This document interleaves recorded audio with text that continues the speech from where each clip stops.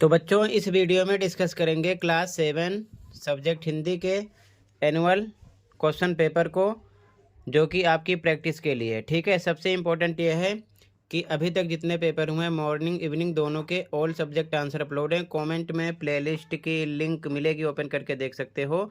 तो कमेंट को चेक कर लेना, अपने स्कोर चेक कर लेना, ऑल सब्जेक्ट आंसर मिल जाएंगे। सीधा आ जाओ क्वेश्चन पर। ये पेपर आपकी प्रैक्टिस के लिए, ध्यान रखना। तो केवल आपको प्रैक्टिस करना है, ठीक है ना। पैटर्न सेम रहने वाला है, मोस्ट इंपॉर्टेंट है, इसकी प्रैक्टिस कर लो ध्यान से ताकि समझ में आ जाए। ठीक है, तो पहला क्वेश्चन गद्यांश होगा आपका, ठीक है, उसे पढ़ना होगा और उसी में से आंसर ढूंढने होंगे। जैसे कि पहला क्वेश्चन है, गद्यांश को आप पढ़ लेना। ठीक है, पहला क्वेश्चन क्या बच्चों, पहला क्वेश्चन है गद्यांश के अनुसार केशव कहाँ से एक स्टूल उठा लाया। 4 ऑप्शन है, बैठक से, कमरे से, रसोई से, छत पर से। तो राइट आंसर खा ऑप्शन कमरे से। ठीक है, आप अच्छे से इसे पढ़ लेना। यहाँ पर मेंशन है केशव कमरे से एक स्टूल उठा लाया, तो कमरे से आंसर आ गया। ठीक है, अगला क्वेश्चन देखो ध्यान से। फर्स्ट का सेकंड क्वेश्चन है गद्यांश के अनुसार दफ्तर कौन गए हुए थे। तो कौन गए थे, बाबूजी। ठीक है, आगे देखो ध्यान से। अगला काव्यांश होगा, काव्यांश को भी पढ़कर आपको आंसर देने होंगे। तो काव्यांश को पढ़ लेना। सीधा आ जाओ क्वेश्चन पर।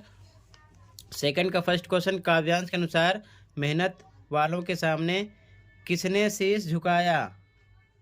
अब आंसर बताओ। 4 ऑप्शन आपके सामने हैं, ठीक है। पर्वत ने, आकाश ने, धरती ने या फिर नदी ने।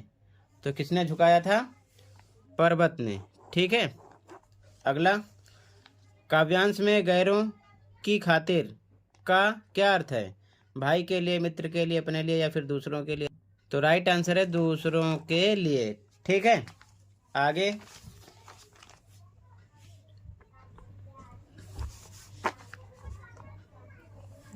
अगला क्वेश्चन, निम्नलिखित व्याकरणिक प्रश्नों के उत्तर लिखिए। कविता शब्द का बहुवचन तो क्या होगा, कविताएं। ठीक है, नीचे दिए गए विकल्पों में जातिवाचक संज्ञा पहचानिए। तो जातिवाचक संज्ञा है नदी।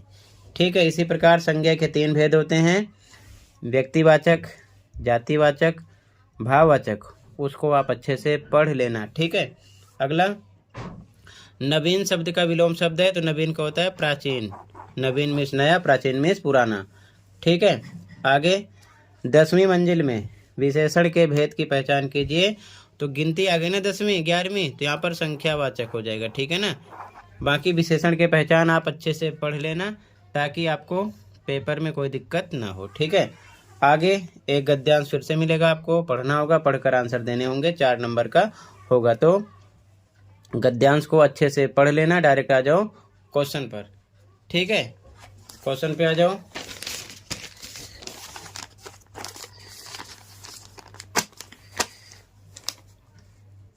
तो आगे देखो ध्यान से।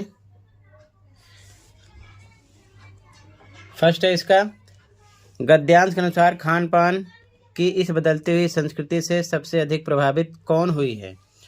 बीच की पीढ़ी, पुरानी पीढ़ी, भावी पीढ़ी या फिर नई पीढ़ी। तो नई पीढ़ी। ठीक है, अगला गद्यांश के अनुसार पाव भाजी कहाँ का स्थानीय व्यंजन है। दिल्ली, बम्बई, आगरा, कोलकाता। तो बम्बई का है। ठीक है, अगला लेखक के अनुसार दिल्ली के स्थानीय व्यंजन का क्या नाम है। तो ऑप्शन है इडली, बड़ा, डोसा, छोले कुलचे। तो छोले कुलचे दिल्ली के लिए। ठीक है, अगला गद्यांश के अनुसार मथुरा में कौन सा खाद्य पदार्थ प्रसिद्ध है। पेड़े, लड्डू, इमारती समोसे। तो पेड़े। ठीक है, मथुरा में। आगे फिर से क्वेश्चन मिलेगा आपको काव्यांश, अच्छे से पढ़ लेना। 4 नंबर का रहेगा, इसी में से आंसर देने होंगे। ठीक है, तो इसे पढ़ लेना। क्वेश्चन पे आ जाओ सीधा, आप इसे अच्छे से पढ़ लेना। पहला क्वेश्चन है इसका, काव्यांश के अनुसार दबे पांव कौन बेचारी भागी। 4 ऑप्शन है, लिहाज, बेचैनी, ऐंठ, शर्म। तो कौन भागी, ऐंठ। ठीक है, यहाँ पर आपका ग ऑप्शन हो जाएगा। अगला काव्यांश के अनुसार कवि को ताने किसने दिए। उसकी घमंड ने, उसकी ऐंठ ने, उसकी झिझक ने या उसकी समझ ने। तो उसकी समझ ने, खा ऑप्शन हो जाएगा। अगला कवि के अनुसार एक दिन कवि कहाँ पर खड़ा था। कहाँ पर खड़ा था, राह पर, छत पर, दरवाजे पर या फिर मुंडेरे पर, तो यहाँ पर मुंडेरे पर, घ ऑप्शन हो जाएगा। अगला क्वेश्चन, एक तिनका कविता के रचयिता कौन है? तो रामधारी सिंह दिनकर, सूर्यकांत त्रिपाठी निराला, सूरदास या फिर अयोध्या सिंह उपाध्याय हरिऔध। तो यहाँ पर आपका ख ऑप्शन हो जाएगा, अयोध्या सिंह उपाध्याय हरिऔध। ठीक है। इसके बाद में अगला क्वेश्चन आपके पाठ से ही होगा, क्वेश्चन आंसर सही से पढ़ लेना। जैसे कि क्वेश्चन है, मिठाई वाला पाठ में बच्चे किसे देखकर पुलकित हो उठे? तो किसे देखकर पुलकित हो उठे? खिलौने वाले को, फेरी वाले को, रोहिणी को या फिर दादी माँ को? तो राइट आंसर हो जाएगा खिलौने वाले को, का ऑप्शन हो जाएगा। ठीक है, आगे देखो ध्यान से।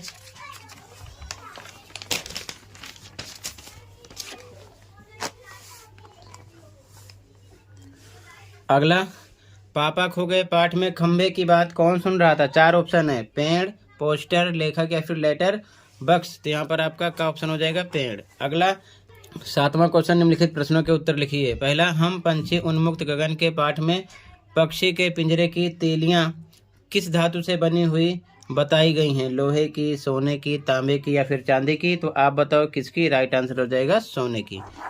ठीक है। अगला, रहीम के दोहे पाठ में मछली किसके वियोग में प्राण त्याग देती है? बादल के, साथी के, बच्चों के या फिर पानी के? तो मछली पानी के वियोग में प्राण त्याग देती है। इसके बाद में व्याकरणिक प्रश्न होगा, आपको समास अच्छे से पढ़ लेने हैं ताकि आप अच्छे से आंसर कर पाओ। जैसे कि पहला क्वेश्चन है, हानि लाभ में समास बताइए। तो हानि लाभ में आपका कौन सा समास है? द्वंद्व समास है। ठीक है, द्वंद्व समास। अगला क्वेश्चन, प्रतिदान शब्द में मूल शब्द लिखिए। तो देखो, इसका विच्छेद करोगे तो आ जाएगा प्रति, ये उपसर्ग हो जाएगा, प्लस दान। तो ये उपसर्ग हो गया, तो बचने वाला आपका मूल शब्द होगा दान। तो यहाँ पर आपका राइट आंसर होता है दान। ठीक है। अगला, अनुमान शब्द में उपसर्ग लिखिए। तो स्टार्टिंग वाला यहाँ पर अनु आ जाएगा। क्या आ जाएगा? अनु। ठीक है। अगर पूछते कि अनुमान शब्द में मूल शब्द, तो अनु प्लस मान, मान मूल शब्द हो जाता। ठीक है, लेकिन यहाँ पर उपसर्ग पूछे तो अनु हो जाएगा। आगे, नीले नभ की सीमा पाने वाले वाक्य में विशेषण छांटिए। तो विशेषण की पहचान अच्छे से पढ़ लेना, जो संज्ञा सर्वनाम की विशेषता बताता है। तो नभ कैसा है? नीला है। तो यहाँ पर आपका आंसर हो जाएगा क्या? नीले। ठीक है। अगला, आगे निम्नलिखित प्रश्नों के उत्तर लिखिए। पहला, जो पूर्ण नहीं हो वाक्यांश के लिए एक शब्द, तो उसे बोलते हैं अपूर्ण। अगला, रहीम मित्रता को किसकी कसौटी पर कसने को कहते हैं? तो आंसर हो जाएगा विपत्ति, विपत्ति की कसौटी पर। अगला, पंछी किसके बंधन में अपनी गति और उड़ान भूल गए हैं? तो स्वर्ण श्रृंखला के। ठीक है, ये आंसर हो जाएगा। अगला, एक तिनका पाठ में कवि की आंखें किस रंग की होकर दुखने लगी हैं? तो लाल रंग कर। ठीक है ना, लाल रंग की, लाल हो जाएगा आंसर। ठीक है, आगे देखो ध्यान से। अगला क्वेश्चन, फिर से निम्नलिखित प्रश्नों के उत्तर लिखिए। ठीक है, पहला क्वेश्चन, पापा खो गए पाठ में आपको सबसे बुद्धिमान पात्र कौन सा लगा? तो यहाँ पर कौवा आंसर आ जाएगा, कौवा लगा। ठीक है। अगला क्वेश्चन, मिठाई वाले पाठ में चुन्नू मुन्नू ने कितने में खिलौने खरीदे थे? आप बताओ कितने में खरीदे थे? 2 पैसे में। ठीक है। अगला, अपूर्व अनुभव पाठ में तोतो चांद या सुकी चांद को पेड़ पर चढ़ाने का कौन सा तरीका अपना रही थी? तो आंसर बताओ कौन सा तरीका अपना रही थी? सीढ़ी लगाकर। ठीक है। अगला, नीलकंठ पाठ में मोर के दोनों बच्चों को चिड़ी मार कहाँ से पकड़ कर लाया था? आंसर बताओ कहाँ से पकड़ कर लाया था? शंकरगढ़ से। ठीक है, शंकरगढ़ से। ठीक है, आगे देखो ध्यान से, ये 4 आंसर इनके हो गए। अगला क्वेश्चन 11वां, निम्नलिखित गद्य आधारित प्रश्नों में से किन्हीं 4 प्रश्नों के उत्तर लगभग 30 से 40 शब्दों में लिखिए। पहला क्वेश्चन, इसका पहला क्वेश्चन है, मिठाई वाले में वे कौन से गुण थे जिनकी वजह से बच्चे बड़े भी उसकी ओर खींचे चले आते थे? ठीक है, तो इसका आंसर देखो,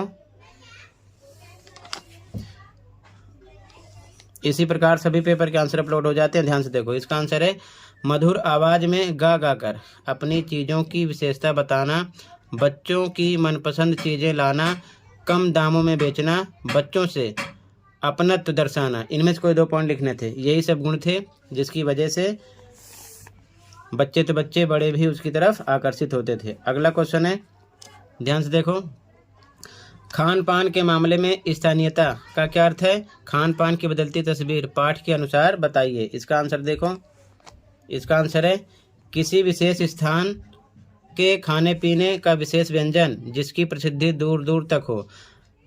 मसलन मुंबई की पाव भाजी, दिल्ली के छोले कुलचे, मथुरा के पेड़े व आगरे के पेठे नमकीन आदि। इसी प्रकार ये अपनी प्रसिद्धि दर्शाते हैं। ठीक है, इसका आंसर था। अगला क्वेश्चन है, ध्यान से देखो, अगला क्वेश्चन है, नीलकंठ पाठ में मोर मोरनी के नाम किस आधार पर रखे गए? आंसर देखो, इसका आंसर है मोर की गर्दन नीली थी इसीलिए उसका नाम नीलकंठ रखा गया, जबकि मोरनी मोर के साथ साथ रहती थी अतः उसका नाम राधा रखा गया। ये इसका आंसर है। ठीक है, क्लियर है? आगे देखो ध्यान से, अगला क्वेश्चन है, अपनी माँ से झूठ बोलते समय तोतो चान की नज़रें नीचे क्यों थी? अपूर्व अनुभव पाठ के आधार पर उत्तर दीजिए। तो इसका आंसर देखो, इसका आंसर है उसने माँ से झूठ कहा कि वह यासुकी चांद से मिलने उसके घर जा रही है। ये कहते समय उसकी नज़रें नीचे थी क्योंकि वह माँ से झूठ बोल रही थी। इसका आंसर हो जाएगा। ठीक है, आगे देखो, अगला क्वेश्चन है, लेटर बॉक्स को सभी लाल ताऊ कहकर क्यों पुकारते थे? पापा खो गए पाठ के आधार पर उत्तर दीजिए। तो इसका आंसर है लेटर बॉक्स का रंग पूरे का पूरा लाल रंग से रंगा हुआ था, इसीलिए सब उसे लाल ताऊ कहकर पुकारते थे। ठीक है, इसका आंसर हो जाएगा। क्लियर है? आगे देखो, इसके बाद में अगला क्वेश्चन नंबर 12 यहाँ पर कह रहा है कि निम्नलिखित पद आधारित प्रश्नों में से किन्हीं 3 प्रश्नों के उत्तर लगभग 30 से 40 शब्दों में लिखिए। पहला क्वेश्चन, पहली कठपुतली की बात दूसरी कठपुतली को क्यों अच्छी लगी? आंसर देखो, इसका आंसर देखो, वे भी स्वतंत्र होना चाहती थी और अपने मनमर्जी के अनुसार चलना चाहती थी, इसीलिए वे पहली कठपुतली की बात से सहमत थी। ठीक है, इसका आंसर हो जाएगा। सेकंड क्वेश्चन, पक्षी उन्मुक्त रहकर अपनी कौन कौन सी इच्छाएं पूरी करना चाहते हैं? अपने शब्दों में स्पष्ट कीजिए।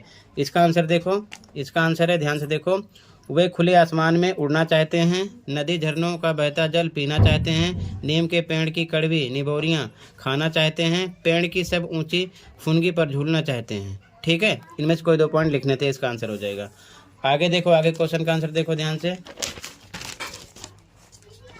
अगला क्वेश्चन है, सज्जन और विद्वान के संपत्ति संचय का क्या उद्देश्य है? रहीम के दोहे पाठ के आधार पर उत्तर दीजिए। इसका आंसर देखो, सज्जन और विद्वान संपत्ति का अर्जन दूसरों की भलाई के लिए करते हैं, उनका धन हमेशा दूसरों की भलाई में खर्च होता है। इसका आंसर हो जाएगा।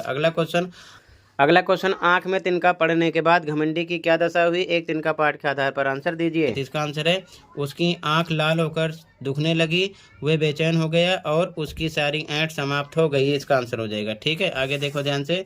इसके बाद में अगला क्वेश्चन होगा, निम्नलिखित में से किसी एक विषय पर लगभग 80 से 100 शब्दों में अनुच्छेद यानी कि पैराग्राफ लिखना होगा, जिसको आप निबंध बोलते हो। 3 ऑप्शन है, तीनों में से कोई एक पर आपको बनाकर लाइन लिखनी होगी। ठीक है, तो इसे आप खुद कर लेना।